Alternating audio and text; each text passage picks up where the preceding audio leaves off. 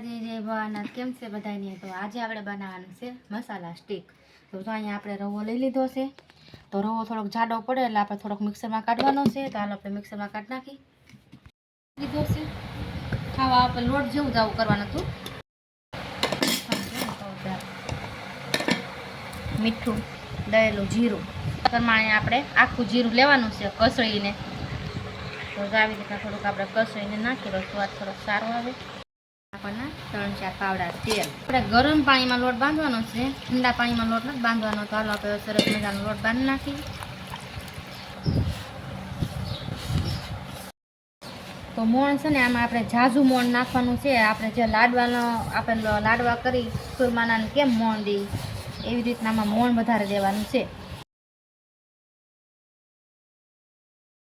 પછી આપણે 3-4 પાવડાની જરૂર પડી. આપણે પાકું ફરથી મોણ નાખ્યું છે. જો આપણે 10 મિનિટ થઈ ગઈ છે અને લોટ મસ્તીનો થઈ ગયો છે. જો ફૂલી લોટ કેવો છે, ફૂલી મસ્તીનો થઈ ગયો છે. જો સર ચાલો આપણે હલાવી લઈ. આપણે હવે બધા મસાલા તૈયાર કરી લઈ. 1 ચમચી હંચળ કાશ્મીરી ચટણી, 1 ચમચી ધાણા જીરું. હવે બધું ભેળવી લેવાનું છે, મિક્સ કરી લઈ. તો આપણે એક મસાલો તૈયાર થઈ ગયો છે, બીજો બનાવવાનો છે. તો અહીંયા જો ફુદીનાનો પાવડર લઈ લીધો છે ને અહીંયા છે આપણે જલ્દી જરા. તો હાલ આપણે મસાલો બનાવવાનો છે. તો જો જલ્દી જરા લઈ લીધી છે. હવે આપણે મિક્સ કરી દેવાનું છે ફુદીના અને બેને. ચાલો આપણે 2 મસાલા તૈયાર થઈ ગયા છે, ફુદીનાનો ને આ તીખો આપણે ચટપટો. જો ગોળીઓ વાળી લીધો છે ને, હાલો આપણે વણી નાખીએ હવે આને.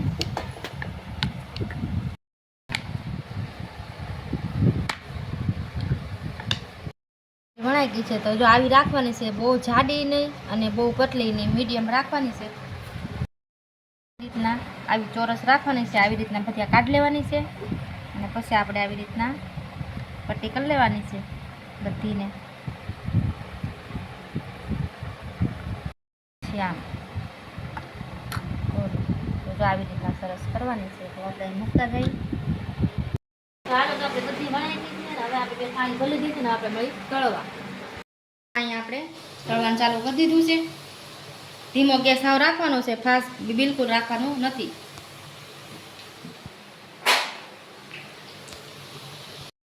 તો હાલો મસાલા સ્ટીક એક ઘાણ ઉતરી ગયો છે. જો એક બની ગઈ છે આપણે, ને એક હજી આપણે બને છે. જો બીજો ઘાણ. હાલો આપણે મસાલા સ્ટીક એક ઘાણ આપણે મસાલા સ્ટીકને ઉતરી ગયો છે. હવે આપણે બીજો ઘાણ નાખ્યો છે. હાલ બતાવો તો જો એક ઘાણ આપણે આમાં સડે છે અને એક ઘાણ આપણે ઉતારી લીધો છે. મસાલા સ્ટીક એક મસાલાને તૈયાર થઈ ગઈ છે. હવે આપણે ફુદીનાની બનાવવાની ચાવડિયા.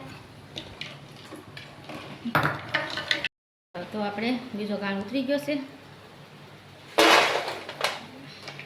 હાલો હવે નાખી દેવાનું છે આપણે.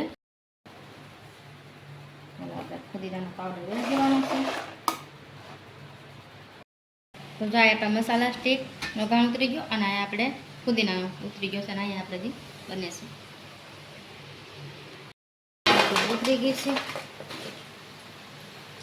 હવે આપણે કરવાની છે મસાલા.